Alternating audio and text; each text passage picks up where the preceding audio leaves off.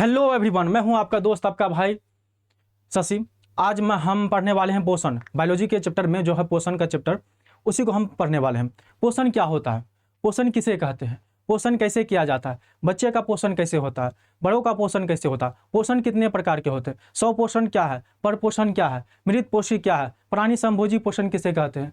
अच्छा, पोषण हम जो खाना खाते हैं तो क्या हम डायरेक्ट हमारा खाना ही हमारा ऊर्जा देता है या भोजन टूट के हमारे शरीर में ऊर्जा प्रदान होती है। तो इन्हीं सभी विषयों पर आज हम चर्चा करेंगे। तो पोषण में आज हम पूरा डिटेल जानेंगे। तो आइए, सभी को स्वागत है आज के सेशन में। तो आज का सेशन है पोषण। देखिए, पोषण में पहले जानेंगे कि पोषण की परिभाषा क्या है। पोषण की आज हम परिभाषा के बारे में जानेंगे, पोषण कहते किसे हैं। तो देखिए, यहाँ कहता है भोजन को ग्रहण करना, ग्रहित भोजन से ऊर्जा प्राप्त कर उसे शरीर की विभिन्न प्रक्रियाओं में उपयोग करने की विधि को पोषण कहा जाता है। यानी कि हम भोजन को पहले ग्रहण किए, भोजन को पहले ग्रहण किए, ग्रहण करने के बाद ग्रहित भोजन को ग्रहण करना और ग्रहित भोजन को ऊर्जा प्राप्त कर उसे विभिन्न प्रक्रियाओं में लगाना, विभिन्न प्रक्रियाओं में लगाना है ना। भोजन को ग्रहण करना, ग्रहित भोजन से ऊर्जा प्राप्त कर उसे शरीर के विभिन्न प्रक्रियाओं में उपयोग करने की विधि को पोषण कहा जाता है। जैसे हमने भोजन को ग्रहण किया, ग्रहण करने के बाद उससे ऊर्जा निकला और उस ऊर्जा का उपयोग जैसे हम देखने में करते हैं, लिखने में करते हैं, चलने में करते हैं, दौड़ने में करते हैं, बैठने में करते हैं। हम जो भी क्रिया करते हैं उसमें हमारा भोजन ही सहायक होता है। अगर हम भोजन ही नहीं करें तो क्या हमारा शरीर सहायक देगा? शरीर सहायता ही नहीं देगा, हमारा शरीर चल नहीं सकता। ठीक है, तो पोषण क्या होता है? पोषण में भोजन को ग्रहण करना, ग्रहित भोजन से ऊर्जा प्राप्त कर उसे शरीर के विभिन्न प्रक्रियाओं में लाना। ठीक है, शरीर की विभिन्न प्रक्रियाओं में उपयोग करना, उसे ही हम क्या कहते हैं? पोषण कहते हैं। ठीक, यहां तक तो हो गया। अगला है पोषण। अच्छा, पोषण के प्रकार में पोषण कितने प्रकार के होते हैं? दूसरा सवाल है कि पोषण कितने प्रकार के होते हैं। तो पोषण दो प्रकार के होते हैं, एक होता है स्वपोषण, दूसरा है परपोषण। स्वपोषण और परपोषण कितना होता है? दो प्रकार का होता है, स्वपोषण और परपोषण। अब देखिए, ये है स्वपोषी पोषण। स्वपोषी पोषण को ऑटोट्रोफिक न्यूट्रिशन कहते हैं। स्वपोषी पोषण को क्या कहते हैं? Autotrophic nutrition. और परपोषी पोषण को कहते हैं हेटेरोट्रोफिक न्यूट्रिशन। परपोषी पोषण को क्या कहते हैं? Heterotrophic nutrition. ठीक है, अगला है स्वपोषी पोषण किसे कहते हैं? स्वपोषी पोषण, देखिए पोषण दो प्रकार के होते हैं, एक स्वपोषी पोषण, एक परपोषण। ठीक है, तो स्वपोषी पोषण किसे कहते हैं? तो स्वपोषी पोषण सीधा जानिए कि वह पोषण की वह विधि जिसमें जीव अपना भोजन स्वयं बनाते। पोषण की वह विधि जिसमें जीव अपना भोजन स्वयं बनाते, यानी किसी पे आश्रित नहीं रहता। जो व्यक्ति किसी पर आश्रित नहीं हो, व्यक्ति तो हो ही नहीं सकता है, व्यक्ति भला अपना भोजन बना, अरे अपना भोजन पकाना अलग बात है और भोजन बना के अपना चलाना, अपना शरीर चलाना, ये एक अलग बातें होती है। तो हम ये कहते हैं कि पोषण दो प्रकार के होते हैं, एक होते हैं स्वपोषण, एक होते हैं परपोषण। स्वपोषण वह होता है जिसमें पोषण की वह विधि जिसमें जीव अपना भोजन स्वयं बना ले, जिसमें जीव अपना भोजन स्वयं बना ले, उसे हम कहते हैं स्वपोषण। उसे हम क्या कहते हैं? स्वपोषण। अच्छा, स्वपोषण में कौन आएगा? पेड़ पौधे आएंगे। कौन आएंगे? हरे पेड़ पौधे जो है, जो भी पेड़ पौधे हैं वो अपना भोजन क्या करते हैं? स्वयं बनाते हैं, तो वो स्वपोषी पोषण कहलाते हैं। यहाँ देखिए, पोषण की वह प्रक्रिया जिसमें जीव अपना भोजन क्या करता है? स्वयं बनाता है। जीव अपना भोजन क्या करता है? अपने से बनाता है, खुद बनाता है और खुद खाता है। कहने का अर्थ है जो जीव अपना भोजन स्वयं बनाए और स्वयं अपना संचालन करे, उसे क्या कहेंगे? स्वपोषण। ठीक है, पोषण की वह प्रक्रिया जिसमें जीव अपना भोजन स्वयं बनाता है। अब देखिए, ये जो पौधे हैं, पौधे क्या हैं? सूर्य की उपस्थिति में, वायु की उपस्थिति में, तापमान की उपस्थिति में, आर्द्रता है, जल है, खनिज है, मिट्टी है। ठीक है, इन सब की उपस्थिति में यह क्या करता है? अपना भोजन बनाता है। ठीक है, तो स्वपोषी पोषण में क्या कहते हैं? पोषण की वह प्रक्रिया जिसमें जीव अपना भोजन स्वयं बनाते हैं, उसे स्वपोषण कहते हैं। ठीक है, यहां तक तो कोई दिक्कत नहीं है। इसका उदाहरण क्या होगा? पेड़ पौधे। अच्छा, अब आ जाते हैं प्रकाश संश्लेषण क्या होता है। देखिए, प्रकाश संश्लेषण क्या होता है? प्रकाश संश्लेषण को एक और चीज कहते हैं, ऊर्जा का कारखाना। क्या कहते हैं? ऊर्जा का कारखाना। अगर प्रकाश संश्लेषण पौधों में ना हो तो पौधों में ऊर्जा का स्रोत खत्म हो जाएगा ना। अब ऊर्जा नहीं होगा, प्रकाश संश्लेषण नहीं होगा, वो भोजन नहीं बना सकता। भोजन नहीं बनेगा तो पौधे विकसित नहीं होंगे, पौधे विकसित नहीं होंगे तो हम लोग का विकास नहीं होगा, हम लोग भी मर जाएंगे। तो ऊर्जा का मेन स्रोत क्या है? प्रकाश संश्लेषण। प्रकाश संश्लेषण है तभी पेड़ पौधे जीवित हैं। अगर पेड़ पौधे नहीं रहेंगे तो हम लोग कहां से रहेंगे? ठीक है, तो प्रकाश संश्लेषण जानते हैं पहले कि प्रकाश संश्लेषण कहते किसे हैं। देखिए, सूर्य का प्रकाश हरे पेड़ पौधे क्या करते हैं, ये जो हरे पेड़ पौधे हैं, यहाँ पत्तियां दिखाई दे रहा, हरे पेड़ पौधे सूर्य के प्रकाश और पर्णहरित, पर्णहरित यह है ना सूर्य का प्रकाश, यह पर्णहरित जिसको हिंदी में कहते हैं, इंग्लिश में कहते हैं क्लोरोफिल और हिंदी में कहते हैं पर्णहरित, पर्णहरित, ठीक है, मिस्टेक नहीं होना चाहिए। तो हरे पेड़ पौधे सूर्य का प्रकाश और पर्णहरित यानी क्लोरोफिल की उपस्थिति में क्या करते हैं, प्रकाश संश्लेषण की क्रिया संपन्न करते हैं, यानी अपना भोजन बनाते हैं। तो हरे पेड़ पौधे सूर्य का प्रकाश और क्लोरोफिल की उपस्थिति में अपना भोजन बनाते हैं। इस प्रक्रिया को हम लोग क्या कहते हैं, प्रकाश संश्लेषण। प्रकाश संश्लेषण की क्रिया जो है कहाँ संपन्न होती है, पत्तियों में संपन्न होती है। किसमें संपन्न होती है, पत्तियों में संपन्न होती है। ये तो पहला डेफिनेशन। अगर पूछ दे कि प्रकाश संश्लेषण किसे कहते हैं, तो सीधा बोलना हरे पेड़ पौधे सूर्य के प्रकाश तथा क्लोरोफिल की उपस्थिति में अपना भोजन स्वयं बना लेते हैं, उसे कहते हैं प्रकाश संश्लेषण, ठीक है। अच्छा, दूसरा डेफिनेशन होता है कि अकार्बनिक पदार्थों को, अकार्बनिक पदार्थों को कार्बनिक पदार्थों में बदलने की प्रक्रिया, अकार्बनिक पदार्थों को कार्बनिक पदार्थों में बदलने की प्रक्रिया को हम कहते हैं प्रकाश संश्लेषण। अकार्बनिक पदार्थ, अच्छा अकार्बनिक पदार्थ किसे कहते हैं, अकार्बनिक पदार्थ उसे कहते हैं जिसमें क्या होता है, एक कार्बन C और H में से कोई एक अनुपस्थित हो। अकार्बनिक पदार्थ उसे कहते हैं जिसमें C और H, C माने कार्बन, H माने हाइड्रोजन, ठीक होता, जिसमें कार्बन और हाइड्रोजन C+H होता है ना, इसमें से कोई एक अनुपस्थित हो, चाहे ये अनुपस्थित हो चाहे ये अनुपस्थित हो, दोनों में से कोई एक अगर अनुपस्थित होता है, मान ले एक उपस्थित है और मान ले इसमें क्या है, इसमें ही देखो इसमें क्या है, H अनुपस्थित है, H अनुपस्थित है, इसमें क्या है, C अनुपस्थित है, तो ये दोनों क्या है, अकार्बनिक पदार्थ। क्या है, अकार्बनिक पदार्थ। अब देखो अकार्बनिक पदार्थ क्या हो गया, जिसमें कार्बन या हाइड्रोजन में से कोई एक अनुपस्थित हो, उसे अकार्बनिक पदार्थ कहते हैं। अच्छा, कार्बनिक पदार्थ किसे कहते हैं, जिसमें C+H दोनों उपस्थित हो, क्या हो, दोनों उपस्थित हो, जिसमें C+H, देखिए जिसमें C+H दोनों उपस्थित हो, उसे कहते हैं कार्बनिक पदार्थ। उसे क्या कहेंगे, कार्बनिक पदार्थ। और कार्बनिक पदार्थ किसे कहेंगे, जिसमें कार्बन और हाइड्रोजन है ना, C+H में से कोई एक अनुपस्थित हो, एक उपस्थित हो, ठीक है, एक उपस्थित हो, एक अनुपस्थित हो, तो उसे क्या कहेंगे, अकार्बनिक। तो यहाँ देखो, यहाँ भी क्या है, अकार्बनिक, यहाँ भी क्या है, अकार्बनिक। इन दोनों के मेल से सूर्य का प्रकाश मिला, क्लोरोफिल मिला, इसकी उपस्थिति में जो है इसने क्या किया, ग्लूकोज का निर्माण किया। तो क्या हुआ, यहां पे अकार्बनिक से क्या बन गया, कार्बनिक। यहां अकार्बनिक था, यहां का क्या बन गया, कार्बनिक। यहां देखिए C भी है H भी है, दोनों है, तो ये क्या हो गया, कार्बनिक। पहले ये क्या था, अकार्बनिक। अकार्बनिक से कार्बनिक पदार्थों में बदलने की प्रक्रिया को हम कहते हैं प्रकाश संश्लेषण। तो प्रकाश संश्लेषण का हमने दो डेफिनेशन बताए। पहला है कि हरे पेड़ पौधे सूर्य का प्रकाश क्लोरोफिल की उपस्थिति में जब अपना भोजन स्वयं बना लेते हैं, तो उसे कहते हैं प्रकाश संश्लेषण। क्या कहते हैं, उसे प्रकाश संश्लेषण कहते हैं। दूसरा है कि अकार्बनिक पदार्थों को कार्बनिक पदार्थों में बदलने की प्रक्रिया को हम कहते हैं प्रकाश संश्लेषण। इतना तो कंप्लीट है प्रकाश संश्लेषण का। ये तो जानवे करते हैं केमिकल फॉर्मूला, C6O2 प्लस माने 6CO2 प्लस 6H2O सूर्य का प्रकाश और क्लोरोफिल की उपस्थिति में क्या बनाता है, C6H12O6, यानी ये ग्लूकोज का फॉर्मूला। किसका फॉर्मूला है, ग्लूकोज का फॉर्मूला। और एक्स्ट्रा CO2 ये ऑक्सीजन क्या होता है, रिलीज होता है। अब देखिए एक चीज है, ऑक्सीजन जो है जल के टूटने से प्राप्त होती है। किससे, अच्छा हमको जो ऑक्सीजन मिलता है प्रकाश संश्लेषण जब होता है, तो प्रकाश संश्लेषण की क्रिया में क्या होता है, ये ऑक्सीजन बाहर निकल रहा है। देखिए ध्यान से देखिए, 6O2 है ना, O2 मैंने ऑक्सीजन, ऑक्सीजन बाहर निकल रहा है। अगर प्रकाश संश्लेषण की क्रिया बंद हो जाए, खास करके रात के समय में प्रकाश संश्लेषण की क्रिया नहीं होती है ना, तो इसीलिए जब प्रकाश संश्लेषण की क्रिया नहीं होगी तो ऑक्सीजन कहाँ से निकलेगा। इसीलिए आपने देखा होगा कि रात के समय में, आप जानते होंगे कि रात के समय में मैंने पेड़ पौधा जो है, कुछ पेड़ पौधा को छोड़कर बाकी सभी पेड़ पौधा क्या देते हैं, ऑक्सीजन लेना शुरू कर देते हैं, ऑक्सीजन छोड़ना बंद करते हैं। जब प्रकाश संश्लेषण की क्रिया संपन्न हो रही है तभी ऑक्सीजन छूट रहा है। यहाँ देखिए ऑक्सीजन छूट रहा है, यानी दिन के समय हमको ऑक्सीजन मिलता है पेड़ पौधे से, ठीक है।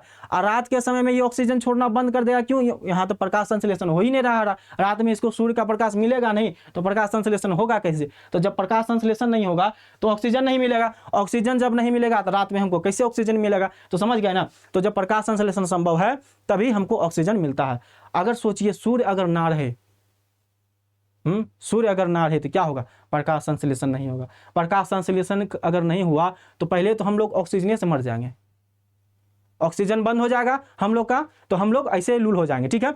तो कहने का मतलब है प्रकाश संश्लेषण हमारे जीवन पर बहुत बड़ा प्रभाव पड़ता है। प्रकाश संश्लेषण का हमारे जीवन पर, हमारे जीवन शैली पर बहुत बड़ा प्रभाव पड़ता है, इसलिए प्रकाश संश्लेषण आवश्यक है। इसलिए कोशिश करो जहाँ तक ज़्यादा से ज़्यादा पेड़ पौधे लगाओ, ठीक है।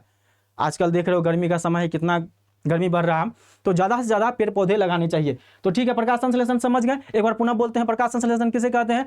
हरे पेड़ पौधे सूर्य का प्रकाश और क्लोरोफिल की उपस्थिति में अपना भोजन स्वयं बनाते हैं, उसे प्रकाश संश्लेषण कहते हैं। दूसरा, अकार्बनिक पदार्थों को कार्बनिक पदार्थों में बदलने की प्रक्रिया को प्रकाश संश्लेषण कहते हैं। मैंने 2 डेफिनेशन बता दिया, यहां तक तो कंप्लीट हो जाना चाहिए। देखिए 6CO2 + 6H2O + C6H12O6 + 6O2, ये सूर्य का प्रकाश और क्लोरोफिल की उपस्थिति में ही संभव है, ठीक है।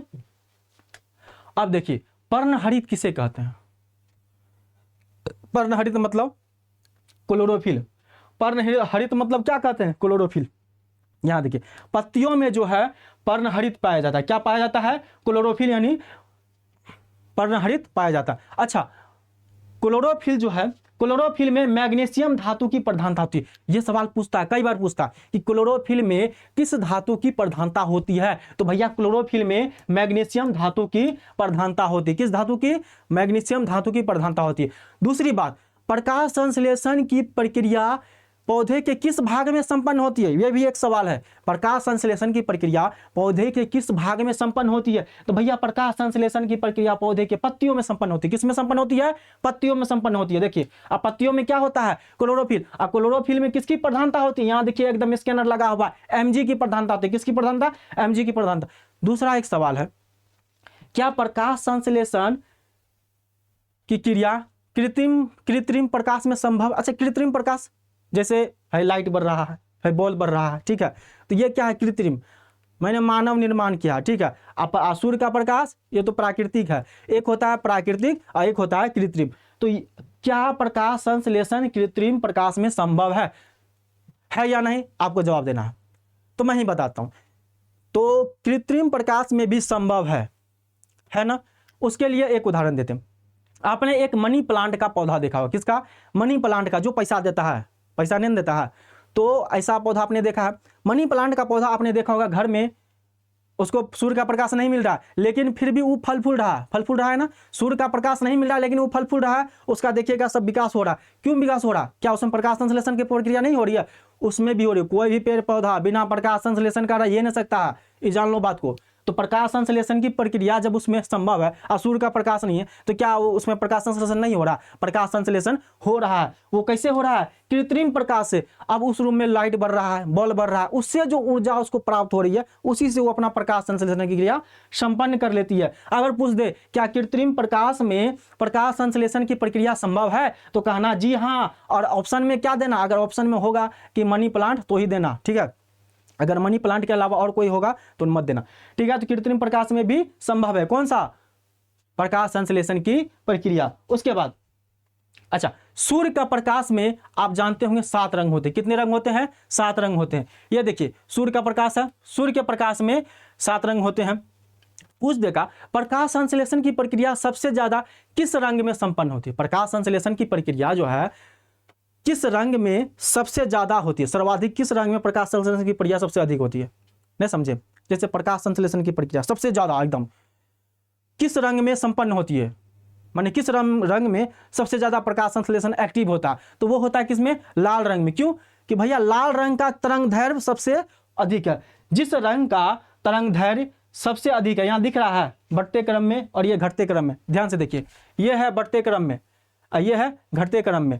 तो सर्वाधिक तरंग दैर्घ्य किसका होगा? लाल रंग का। किसका होगा? लाल रंग का, ठीक है।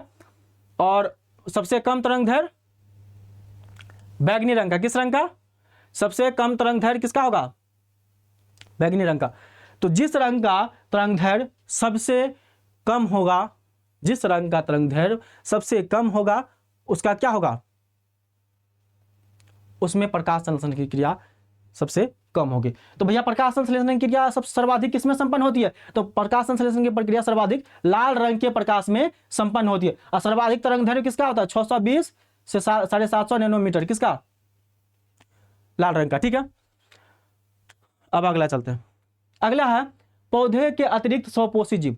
अच्छा, पौधे के अतिरिक्त जो है स्वपोषी जीव। अच्छा, स्वपोषी जीव मतलब जो अपना भोजन स्वयं बनाए। एक तो जान लिया कि भाई स्वपोषण की प्रक्रिया किसमें संपन्न होती है?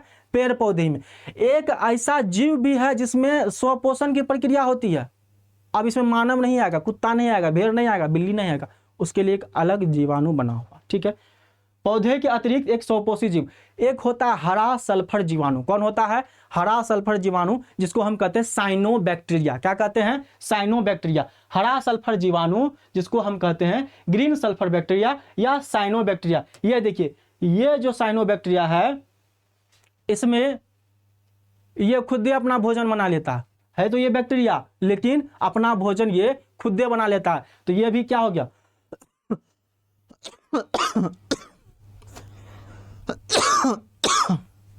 तो इसमें भी प्रकाश संश्लेषण प्रकाश संश्लेषण है, इसमें स्वपोषण की प्रक्रिया संभव है। किसमें? पौधों के अतिरिक्त स्वपोषी जीव है कौन? हरा सल्फर जीवाणु जिसको साइनोबैक्टीरिया कहते हैं। इसमें भी स्वपोषण की प्रक्रिया संपन्न होती है। क्यों होती है? क्योंकि इसमें भी प्रकाश संश्लेषण होता है। क्या होता है? इसमें भी प्रकाश संश्लेषण होता है। देखिए, इसमें भी क्लोरोफिल होता है।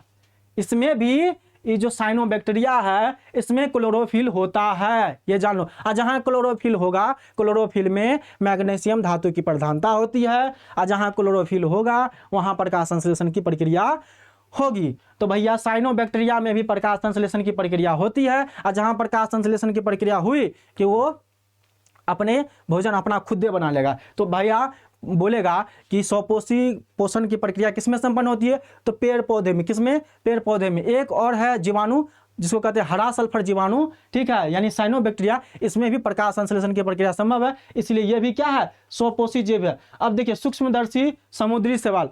तो समुद्र में प्राथमिक उत्पादक और वायुमंडलीय ऑक्सीजन का ये बड़ा स्रोत है। यानी समुद्र में प्राथमिक उत्पादक कौन है? सूक्ष्मदर्शी समुद्री शैवाल। ये क्या करता है? ऑक्सीजन का बड़ा स्रोत है। ये क्या है? ऑक्सीजन का बड़ा स्रोत है। पूछ लेगा ऑक्सीजन का बड़ा स्रोत समुद्र में कौन है? समुद्र में तो ये है समुद्री शैवाल। ठीक है, यहां तक हो गया। अगला चलते हैं। अब देखिए परपोषी। अब देखिए स्वपोषी का तो कहानी खत्म हो गया। अब आ जाते हैं परपोषी। परपोषी को क्या कहते हैं? विषमपोषी पोषण यानी हेटेरोट्रोफिक न्यूट्रिशन। परपोषी को विषमपोषी पोषण भी कहते हैं, जिसको इंग्लिश में हेटेरोट्रोफिक न्यूट्रिशन कहे जाते हैं। ठीक है, तो पोषण की वह प्रक्रिया जिसमें जीव अपना भोजन स्वयं बना ले। ऐसा होता है क्या परपोषी में? ऐसा नहीं होता है, वो तो स्वपोषी में होता है जी। परपोषी में क्या होता है कि पोषण की वह विधि जिसमें जीव अपना भोजन स्वयं नहीं बनाएगा। कोई देगा तब खाएगा, कहीं से लिया तब खाया। ठीक है, इसको क्या कहते हैं? परपोषी। यानी अपना भोजन स्वयं नहीं बनाएगा, वो दूसरे पर आश्रित रहता है। देखो पोषण की वह प्रक्रिया जिसमें जीव अपना भोजन स्वयं नहीं बनाता। हम नहीं बनाएंगे, हम किसी और से खाएंगे। ठीक है, किसी और के भरोसे रहेंगे, लेकिन अपने से नहीं बनाएंगे, नेवर, कभी नहीं।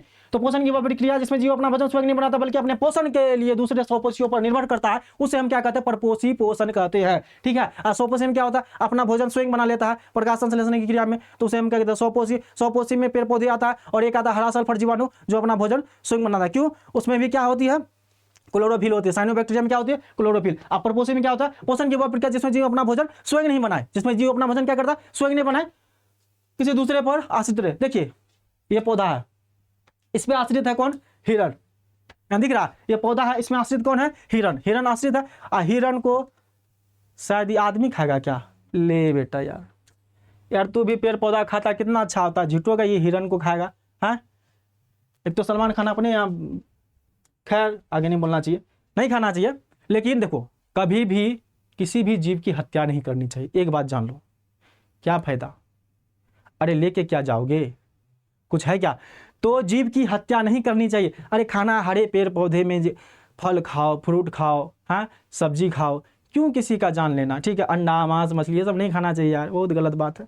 खाते हो यार, छोड़ो ये सब चीज़, ठीक है। हरे पेड़ पौधे से जो निकलता है उससे खाओ ना यार, जो खाने के लिए बना उससे खाओ, ठीक है। ये देखो यहाँ सीधा सीधा दर्शा रहा है कि ये हिरण को ही खाएगा, बताओ अच्छी बात है? हाँ, ये अच्छी बात नहीं है। तो खैर अब इसमें दे दिया था, हम क्या करें। पोषण की बात क्या, जैसे जीव अपना भोजन स्वयं नहीं बनाता बल्कि अपने पोषण के लिए दूसरे क्या कहता है, दूसरे स्वपोषियों पर निर्भर करता है। किस पर निर्भर करता है? स्वपोषी, जो अपना भोजन स्वयं बना रहा है उसी पर निर्भर करता है, उसे हम क्या कहते हैं? परपोषी, ठीक है। यहां तक तो कोई दिक्कत नहीं है। अगला है परपोषी पोषण के प्रकार। अब देखो परपोषी पोषण के भी कई प्रकार होते हैं, परपोषी पोषण के भी कई प्रकार होते हैं। पहला देखो मृतजीवी पोषण, पहला कौन है? मृतजीवी पोषण। दूसरा है परजीवी पोषण। दूसरा क्या है? परजीवी पोषण। तीसरा क्या है? देखो तीसरा इधर से, तीसरा देखो तो प्राणी संभोजी विषमपोषी पोषण। तो भैया परपोषी पोषण के भी 3 प्रकार होते हैं। पहला है मृतजीवी पोषण, दूसरा है परजीवी पोषण, यहाँ देखो परजीवी पोषण, और तीसरा है प्राणी संभोजी या विषमपोषी पोषण। इंग्लिश में देख लो, मृतजीवी पोषण को कहते हैं सैप्रोफाइटिक, फाइटिक है जी इंग्लिश में, सैप्रोफाइटिक न्यूट्रिशन जो भी हो, पैरासिटिक न्यूट्रिशन, और यहाँ देखो होलोजोइक न्यूट्रिशन, ठीक है। तो पोषण परपोषी पोषण के भी 3 प्रकार होते हैं। पहला मृतजीवी पोषण, दूसरा परजीवी पोषण, और तीसरा है प्राणी संभोजी पोषण, ठीक है, या विषमपोषी पोषण कहते हैं। अब देखो आगे चलते हैं कि मृतजीवी पोषण किसे कहते हैं। अच्छा, मृतजीवी में आपको दिख रहा है मृत, मृत माने मर गया, सड़ गया, गल गया, उसे हम क्या कहते हैं? मृत। जो मर जाए, सड़ जाए, गल जाए, उसे हम क्या कहते हैं? मृत। तो गर्दा उड़ेगा, ठीक है। तो मृतजीवी पोषण यानी मरे तथा सड़े गले जीवों पादपों से प्राप्त होता है, उसे हम मृतजीवी पोषण कहते हैं। अब यहाँ देखो, अच्छा मशरूम खाए हो? मशरूम कितना अच्छा लगता है, लेकिन एक बात जान लो, मशरूम जो है ना सरल गरल चीज रहता है ना, उसी में उत्पन्न होता है। जो चीज सड़ गया, गल गया, उसी में देखो ये मशरूम हो रहा है। खाने में तो बड़ी मजा आता है, लेकिन यहाँ तो सरल गरल चीज से आ रहा है। तो ये क्या है? मृतजीवी पोषण। इसका पोषण कैसे होता है? मृतजीवी जहाँ सड़ गया, बहुत बदबू मार रहा है, वहीं पे निकल जाएगा, ठीक है, ऐसे छत्ता की तरह। इसे कहते हैं मशरूम। क्या कहते हैं? मशरूम। कहता है मशरूम का बनाओ सब्जी, ये है मशरूम। अच्छा, मरे तथा क्या है? मरे तथा सड़े गले जीवों या पादपों से जो पोषण करता है अपना, उसे कहते हैं मृतजीवी पोषण। एक तो हो गया मशरूम, दूसरा है गिद्ध। आपने गिद्ध को देखा हो, गिद्ध किसी जीवित प्राणी को नहीं खाएगा, जो चीज मर गया, सड़ गया, उसी को जाके नोचेगा। इसीलिए कहा जाता है कि आदमी को बढ़िया कर्म करना चाहिए। ये जो मांस मछली अंडा मछली खाओगे ना, फिर बनोगे अगले जन्म में गिद्ध, हाँ, फिर वो तुम किसी और को नोचोगे, क्या फायदा गिद्ध बन के? अरे ऐसा कर्म करो कि जो जीवन पार हो जाए, ठीक है। खैर हम आगे नहीं बोलेंगे, नहीं तो सबको दुख लग जाएगा। तो पहला है मशरूम, दूसरा है गिद्ध, उसके बाद जीवाणु। कुछ जीवाणु जो होते हैं, जीवाणु क्या है? मृतजीवी पोषण है, जीवाणु, ठीक है। उसके बाद फफूंद। अच्छा, ब्रेड देखिए, ब्रेड, ब्रेड में जो है एकदम लाल लाल ब्राउन ब्राउन करके रहता है, उसको क्या कहते हैं? फफूंद। देखने में बहुत खराब लगेगा, ठीक है। तो जब ब्रेड अगर खुला रहे, ब्रेड को खुला छोड़ देना, 2-3 दिन बाद देखना उसमें ब्राउन ब्राउन करके लग रहा था तो उसे क्या कहते हैं? फफूंद। तो मृतजीवी पोषण समझ गए, मरे तथा सड़े गले जीवों से जो अपना पोषण प्राप्त करे उसे हम कहते हैं मृतजीवी पोषण। उसके बाद आ जाओ परजीवी पोषण। परजीवी पोषण किसे कहते हैं? जो दूसरे जीवित जीवों पर निर्भर हो। देखो कैसा आदमी है, दूसरे जीवित जीवों पर निर्भर हो, उसे कहते हैं परजीवी। परजीवी पोषण में जो है ना बड़ी दिक्कत होता है। परजीवी पोषण क्या करता है? अपना पोषण के लिए दूसरे को कष्ट देगा, अपना पोषण के लिए दूसरे को कष्ट देगा। जैसे जोक सुना, जोक क्या कहता, आजकल बच्चा सबको देखता होगा, छोटा छोटा बच्चा को, उसमें पेट में जोकटी हो जाता है, हाँ, पेट में जोक हो जाता है, पेट में जोक हो जाता है तो बहुत रोता है, हाँ। तो वो जोक क्या करता है? हमारे शरीर में रहकर हमारा ही खाता है और हम ही को लात मारता है, ठीक है, हमारा ही खाता है और हम ही को लात मारता है। तो ये क्या है? परजीवी पोषण। तो वो दूसरे जीवित जीवों पर निर्भर करता है। जैसे अमरबेल, अमरबेल का एक पौधा होता है, वो भी क्या है? परजीवी पोषण के अंतर्गत आता है। किसके अंतर्गत आता है? परजीवी पोषण के अंतर्गत है। यहाँ देखिए जोक, जिसको कहते हैं लिच कहते हैं, ठीक है। उसके बाद प्लाज्मोडियम, ठीक है, प्लाज्मोडियम भी ये क्या है? परजीवी पोषण के उदाहरण है। पिस्सू आप सुने होंगे, पिस्सू होता है, पिस्सू कहाँ रहता है पता नहीं, लेकिन पिस्सू, ठीक है। तो ये पिस्सू ये है, ये परजीवी पोषण है। पिस्सू थोड़ा याद नहीं है।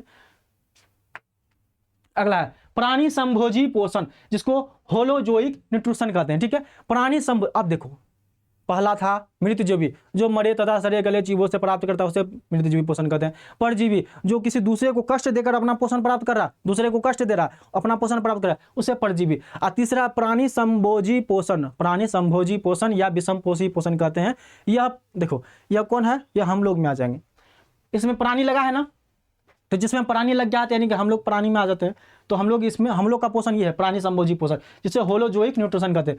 तो पोषण की वह विधि, पोषण की यह सबसे जटिल प्रक्रिया है। पोषण की यह कैसी प्रक्रिया है, सबसे जटिल प्रक्रिया है जो 5 अलग अलग चरणों में संपन्न होती है। प्राणी संभोजी पोषण, पोषण की यह सबसे जटिल प्रक्रिया है जो 5 अलग अलग चरणों में संपन्न होती है। 1-2 चरणों में नहीं, 5 चरणों में संपन्न होती है। पहला देखो, इधर से देखो, फोटो देखो, पहला है अंतःग्रहण, पहले मुंह में ठूसेगा, मुंह में ठूसेगा जी, तो अंतःग्रहण, मुंह में ठूसा तो अंतःग्रहण। दूसरा पाचन, अब जो ठूसे हैं वो पचेगा तब ना, पचेगा, किसी को पचता नहीं है तो इधर से छूटते रहता है, ठीक है। तो ये दूसरा क्या है, पाचन, जिसको कहते हैं इंग्लिश में क्या है, डाइजेशन, ठीक है, डाइजेशन। तीसरा है अवशोषण, अब जो पचा है उसके बाद अवशोषित होगा, अवशोषित होगा ना। और चौथा है स्वांगीकरण, चौथा क्या है, स्वांगीकरण। और पांचवा है बहिर्गमन, बहिर्गमन, तो बहिर्गमन, गमन नहीं यार, बहिर्गमन, ठीक है, बहिर्गमन। तो बहिर्गमन मतलब जब निकल जाता है, लोटा लेके जाते हैं जो, तो ये है बहिर्गमन। अब इसके बारे में पूरा डिटेल जानते हैं। अब देखिए, अंतःग्रहण मतलब क्या होता है, मुंह में ठूसना। अंतःग्रहण मतलब मुंह में ठूसना, यानी भोजन को ग्रहण करने की प्रक्रिया। हम जो मुंह में ठूसते हैं, भोजन को ग्रहण करते हैं, उसे हम क्या कहते हैं, अंतःग्रहण, ठीक है। पाचन, पाचन माने डाइजेशन, ये अंतःग्रहण का बोलता है इंजेक्शन, जो भी है यार। अंतःग्रहण यानी भोजन को ग्रहण करने की प्रक्रिया को क्या कहते हैं, अंतःग्रहण। दूसरा है पाचन, पाचन है डाइजेशन, जटिल भोजन को सरल भोजन बनाने की प्रक्रिया, और यह सबसे लंबी प्रक्रिया होती है। अगर बोलेगा पाचन की सबसे लंबी प्रक्रिया कौन है, तो यह है पाचन। पाचन प्रक्रिया का जो सबसे लंबी चरण है, लंबी प्रक्रिया कौन सा है, तो यह पाचने है, जटिल भोजन को सरल भोजन में बदलने की प्रक्रिया। अच्छा, हम जो खाते हैं दाल भात चावल जो भी खाते, क्या डायरेक्ट हमारे शरीर में लग जाता है, उसको क्या करता है, पहले जटिल भोजन है ना, उसको सरल भोजन में तोड़ेगा, उससे ऊर्जा निकालेगा, प्रोटीन निकालो, वसा निकालो, हाँ, विटामिन निकालो, हाँ, सब चीज निकालेगा, उससे कार्बोहाइड्रेट निकालेगा। तो यही क्या करा, जटिल भोजन को सरल भोजन में बदल रहा है, तो उसको क्या कहते हैं, पाचन। उसके बाद अवशोषण, अब जो भोजन को पचित हो गया, पचित भोजन को रक्त के साथ मिलाएगा, जो भी निकला हमारा प्रोटीन वसा जो भी निकला, हाँ, तो उसको क्या करेगा, रक्त के साथ ऐसे ऐसे मिला देगा, ठीक है। अब ऐसे ऐसे नहीं मिलाना है, पूरा शरीर में एकदम दौड़ेगा, ठीक है। रक्त में काहे मिलाता है, क्योंकि रक्त हमारे शरीर में एकदम हर समय एकदम फ्लो होते रहता है, एकदम चलते रहता है, ठीक है। तो इसीलिए रक्त में जब मिलाएगा तो शरीर में पूरा जगह दौड़ जाएगा, ठीक है। तो अवशोषण क्या होता है, पचित भोजन को रक्त के साथ मिलाने की प्रक्रिया को क्या कहते हैं, अवशोषण। पचित भोजन को रक्त के साथ मिलाने की प्रक्रिया को क्या कहते हैं, अवशोषण। अब चौथा है स्वांगीकरण। स्वांगीकरण, स्वांगीकरण का मतलब है भोजन से ऊर्जा प्राप्त करने की प्रक्रिया। अब देखो, भोजन खाया, अंतःग्रहण किया, पाचन किया, अवशोषण हो गया, मिला दिया। अब जो स्वांगीकरण में क्या होता है, भोजन से ऊर्जा, अब ऊर्जा प्राप्त करना। अब जो भी भोजन खाया, जो भी पचा, उससे क्या करेगा, ऊर्जा निकालेगा, सारा ऊर्जा निकाल लिया। भोजन से ऊर्जा निकालने की प्रक्रिया, ऊर्जा प्राप्त करने की प्रक्रिया को क्या कहते हैं, स्वांगीकरण। भोजन से ऊर्जा प्राप्त करने की प्रक्रिया को स्वांगीकरण कहते हैं। और जब ऊर्जा जब प्राप्त हो गया, सब जगह दौड़ गया, बढ़िया से देख पा रहे हैं, बढ़िया से चल रहे हैं, बढ़िया से दौड़ रहे हैं, बढ़िया से फाइट कर रहे हैं, तो उसे हम क्या करेंगे, स्वांगीकरण। अब पांचवा है बहिर्गमन। बहिर्गमन, बहिर्गमन में क्या होता है, जब हम लोटा लेके जाते हैं, ठीक है। अब पच गया, पचने के बाद क्या हो जाता है, जब सब चीज हो जाता है तो लोटा 3 घंटा 4 घंटा के बाद फिर लोटा ले जाना पड़ता है। तो यही है बहिर्गमन। अपचित भोजन को शरीर से बाहर निकालने की प्रक्रिया, अपचित भोजन को शरीर से बाहर निकालने की प्रक्रिया को क्या कहते हैं, बहिर्गमन। क्या कहते हैं, बहिर्गमन। तो यहां तक हो गया। पाचन प्रक्रिया कितने चरण में संपन्न होती है, 5 चरण में। पहला है अंतर्ग्रहण, अंतःग्रहण, ठीक है। दूसरा है पाचन, दूसरा क्या है, पाचन, जो पाचन प्रक्रिया की सबसे लंबी प्रक्रिया। तीसरा क्या है, अवशोषण, तीसरा क्या है, अवशोषण। और चौथा क्या है, स्वांगीकरण। और पांचवा क्या है, बहिर्गमन, ठीक है। अब अगला चलते, अब है पोषक पदार्थ। क्या है, अच्छा, हम जो भोजन करते हैं, भोजन से हमको क्या प्राप्त होती है, पोषक पदार्थ। भोजन में क्या होते हैं, पोषक पदार्थ। पोषक पदार्थ में जैसे भोजन है, भोजन में क्या मौजूद होता है, पोषक पदार्थ। अच्छा, एक होता है दीर्घ या बृहद पोषक तत्व। क्या होता है, दीर्घ या बृहद पोषक तत्व। एक होता है लघु पोषक तत्व। क्या होता है, लघु। दीर्घ मतलब बड़ा, लघु मतलब छोटा। अब देखो, दीर्घ पोषक तत्व के अंतर्गत कौन कौन आता है? पहला आता है कार्बोहाइड्रेट। पहला क्या होता है? कार्बोहाइड्रेट। यानी हम जो भोजन करते हैं तो ऐसा भोजन होना चाहिए जिसमें कार्बोहाइड्रेट की मात्रा सबसे ज़्यादा हो। क्या हो? कार्बोहाइड्रेट की मात्रा सबसे ज़्यादा, क्योंकि हमारा शरीर जो चलता है, जैसे हम गाड़ी लेते हैं, गाड़ी किस पे चलता है? पेट्रोल पे। अगर पेट्रोल ही ना रहे तो गाड़ी नहीं चलेगा। तो सबसे ज़्यादा हमको शरीर में हेल्प कौन करता है? कार्बोहाइड्रेट। कितना आदमी जो है डाइटिंग करने के चक्कर में चावल खाना छोड़ देगा, रोटी खाना अनाजे खाना छोड़ देता है।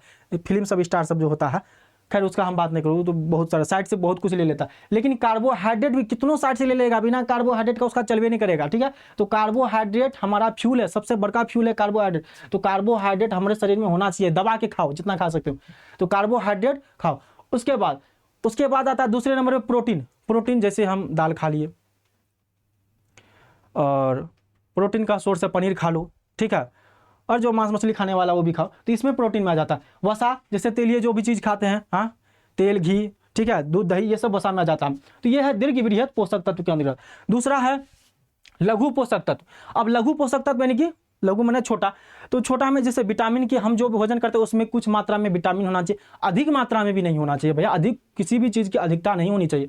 विटामिन होना चाहिए, खनिज होना चाहिए, मिनरल्स, क्या होना चाहिए? खनिज होना चाहिए, ठीक है, और रुक्षांश यानी रेशेदार होना चाहिए, जिससे कि हमारा पेट क्लियर हो। अगर रुक्षांश यानी रेशेदार कोई भी खाना अगर नहीं खाएंगे तो हमारा पेट जो है क्लियर ही नहीं होगा। आप जो खाते हैं चना वना जो खाते हैं, औंकड़ी बादाम, वो जो निकलता है, क्या कहता है उसको? अरे वो निकलता है दाना दाना, अंकुरित चना, तो उसमें जो है बहुत ज़्यादा पेट क्लियर होता है। तो ये सब रुक्षांश में आ जाएगा। उसके बाद एक और क्या चीज़ है? जल। अरे भैया हम खाने खा लेंगे और जले नहीं होगा तो क्या कितना दिक्कत होगा? फंस जाएगा। और जल की बहुत आवश्यकता, अगर जल नहीं होगा तो पाचन क्रिया में बहुत दिक्कत होगा। अगर जल नहीं होगा तो पाचन क्रिया में बहुत ही दिक्कत हो सकती है। तो हमारे पाचन तंत्र में ये सभी की आवश्यकता है, ठीक है, हमारे भोजन में सभी चीज़ की आवश्यकता है। कार्बोहाइड्रेट की भी आवश्यकता है पोषक तत्व के रूप में, प्रोटीन की आवश्यकता है, वसा की भी आवश्यकता है। उसके बाद लघु पोषक तत्व में विटामिन की आवश्यकता है, खनिज की आवश्यकता है, रुक्षांश यानी रेशे की आवश्यकता है, और एक जल की भी आवश्यकता है, जो सबको मिला उला के बराबर कर दे। ठीक है, तो यहाँ तक कोई दिक्कत नहीं होना चाहिए। अब देखो पोषक तत्वों का ऊर्जा मैट्रिक्स। अब देखो हम जो भोजन करते हैं उसमें कार्बोहाइड्रेट की मात्रा कितनी होनी चाहिए? 60%। कार्बोहाइड्रेट की मात्रा कितनी होनी चाहिए? 60%। अच्छा, सर्वाधिक तुरंत ऊर्जा हम बोले थे ना, सबसे ज्यादा जो तुरंत ऊर्जा कौन देता है? वो देता है कार्बोहाइड्रेट। सबसे जल्दी, सबसे पहले ऊर्जा कौन देता है? कार्बोहाइड्रेट।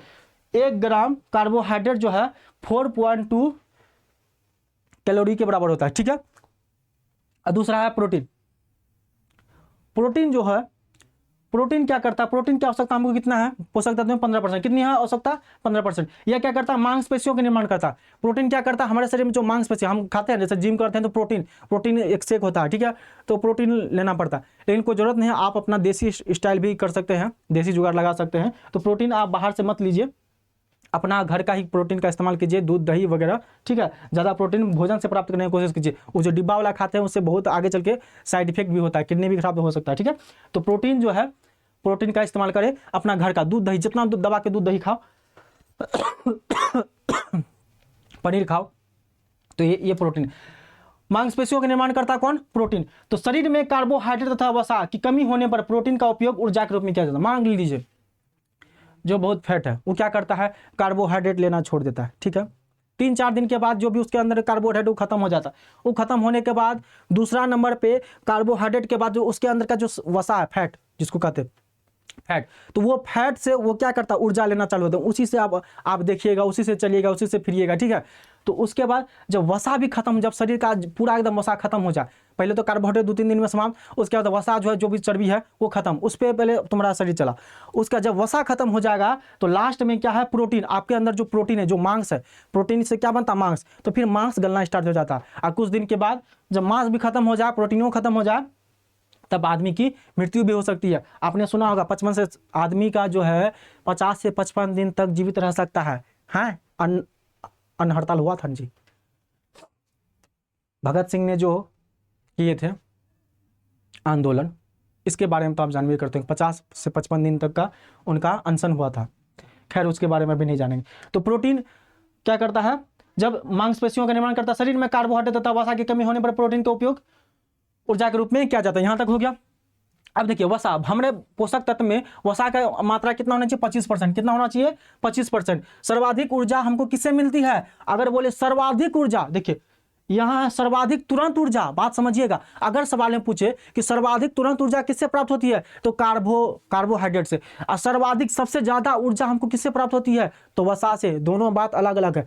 सर्वाधिक तुरंत ऊर्जा मतलब जो तुरंत ऊर्जा दे दे, तुरंत ऊर्जा यानी कि जो तुरंत पच जाए। कार्बोहाइड्रेट तुरंत पचता है, इसीलिए सर्वाधिक तुरंत ऊर्जा है। ठीक है, बात को समझिए, जो तुरंत ऊर्जा दे। और यहाँ क्या है? सर्वाधिक ऊर्जा यानी कि सबसे ज्यादा ऊर्जा कौन देता है? तो वसा। सबसे ज्यादा ऊर्जा कौन देता है? वसा। वसा जो है सबसे ज्यादा ऊर्जा देता है। ये 1 ग्राम 9 किलो कैलोरी के बराबर होता है। ये 1 ग्राम 4.2 किलो कैलोरी के बराबर होता है। यहाँ 4.2 यानी कि मान लो 4 है और ये 9 है, यानी इससे 5 ज्यादा है। तो सर्वाधिक ऊर्जा कौन दे रहा है? वसा। हालांकि कार्बोहाइड्रेट तुरंत ऊर्जा देता है। अगर आपको तुरंत अभी दौड़ना हो, आपके पास शरीर में जान ना हो, तो पहले क्या खाएंगे? कार्बोहाइड्रेट या वसा? तो पहले कार्बोहाइड्रेट खाइएगा। क्यों? ये तुरंत ऊर्जा देगा। ये कार्बोहाइड्रेट तुरंत ऊर्जा देगा। इसको ऊर्जा देने में बहुत टाइम लग जाएगा, तो उसको लिए के क्या फायदा जब हम दौड़िए नहीं पाए। तो अगर हमको सर्वाधिक तुरंत ऊर्जा चाहिए तो हम कार्बोहाइड्रेट का सेवन करेंगे। ठीक है, और सर्वाधिक ऊर्जा जो है हमको कौन प्रदान करता है? तो वसा प्रदान करता है। अच्छा, उसके बाद है विटामिन। विटामिन उपापचय नियंत्रक यानी मेटाबॉलिक रेगुलेटर। ये जो विटामिन है मेटाबॉलिक रेगुलेटर का काम करता है, रेगुलेटर का काम करता है। ठीक है, रेगुलेटर आपने देखा होगा, ये शरीर की प्रक्रियाओं को संचालन करता है। ठीक है, विटामिन क्या करता है? उपापचय नियंत्रक है। इसको उपापच यानी कि एक तरह से पाचन से रिलेटेड। ठीक है, तो उपापचय नियंत्रक है, ये मेटाबॉलिक रेगुलेटर का काम करता है। इसलिए विटामिन की भी हमारे शरीर में अति आवश्यक है। हाँ, लेकिन ऐसा नहीं कि विटामिन की हमारे शरीर में अधिकता हो। अधिकता होने से, किसी भी चीज़ की अधिकता होने से शरीर को हानि ही है, और किसी भी चीज़ की कमी होने से हमारे शरीर को हानि ही है। समझ गए? अगला है संपूर्ण पोषण एक नज़र में। अभी तक हमने जो पढ़ाया वो पोषण। तो पोषण कितने प्रकार के होते हैं? 2 प्रकार के, एक स्वपोषी पोषण और एक स्वपोषी पोषण और एक विषमपोषी पोषण। अच्छा, स्वपोषी पोषण में देखिए, स्वपोषी पोषण में क्या होता है? प्रकाश संश्लेषण की प्रक्रिया होती है। ठीक है, उसमें उसका जो फॉर्मूला है 6CO2 + 6H2O + C6H12O6 + 6O2। ठीक है, उसके बाद पोषण जो है, दीर्घ पोषक तत्व कौन कौन है? देखो, कार्बोहाइड्रेट, प्रोटीन और वसा। अच्छा, लघु पोषक तत्व विटामिन और मिनरल्स यानी कि विटामिन और खनिज। उसके बाद इधर देखो, विषमपोषी पोषण में कौन कौन आता है? मृतजीवी पोषण, परजीवी पोषण, प्राणी संभोजी पोषण। ठीक है, मृतजीवी पोषण जो सड़े गले जीवों से प्राप्त होता है, यानी कि मशरूम मिल गया। ठीक, परजीवी पोषण जो किसी दूसरे को कष्ट देकर जीता, तो उसे हम क्या कहते हैं? परजीवी पोषण। जैसे परजीवी पोषण हम बोले थे जो प्राणी संभोजी पोषण, यह प्राणी संभोजी पोषण 5 चरणों में संपन्न होती है। हम बोले थे 5 चरणों में, और ये जो है इसमें हम लोग भी आ जाते हैं। उसके बाद पाचन के 5 चरण कौन कौन से? अंतःग्रहण, पाचन, अवशोषण, स्वांगीकरण और बहिर्गमन। तो आज तक के लिए यहीं तक रहने देते हैं। अगले वीडियो में हम कुछ और टॉपिक को लेकर आएंगे। और बीपीएससी टीआरई 4.0 की तैयारी करने वाले ध्यान से सुनिए, आप जितना हो सके ज़्यादा से ज़्यादा तैयारी करें और हमारे साथ जुड़िए। हम बीपीएससी टीआरई 4.0 से चाहे जो भी सब्जेक्ट हो, हम कोई एक सब्जेक्ट के लिए नहीं उतरे हैं इस फील्ड में। जो भी सब्जेक्ट हो, हम सभी सब्जेक्ट को 1 बाय 1 करके हम लेते आएंगे। तो आप मन से पढ़िए, और हो सके तो मेरे अड्डा 24/7 शशि GK GS को सब्सक्राइब करिए, लाइक करिए, शेयर करिए, जितना हो सके इसको कर सकते हैं। खैर, आगे हम कुछ नहीं बोलेंगे। तब तक के लिए धन्यवाद। जय हिंद, जय भारत।